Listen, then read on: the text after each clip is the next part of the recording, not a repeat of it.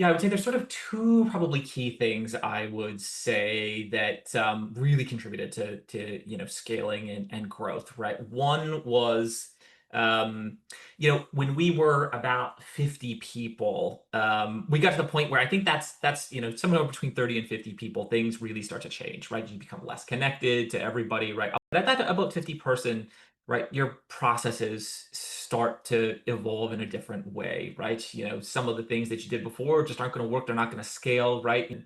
And we had a phenomenal leadership team, but staying aligned became more and more challenging, right? As there was just more people and they were working, right? And we turned to a tool, right? So we used EOS, the Entrepreneurial Operating System, and we had a coach come into the business and work with us, right?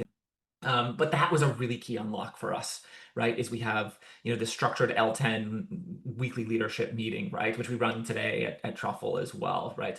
And it allowed us to speak the same language, right? As a leadership team, as well as the rest of the organization, right? And we really, at that point, solidified our values as well, right? And then the values I think were really, really important. And then, not to sound cliche here, right? But hiring, right? It is the most important thing you can do. I would say, you know, find some sort of operating model if you're starting to scale, right? It doesn't have to be full-fledged, but get something in place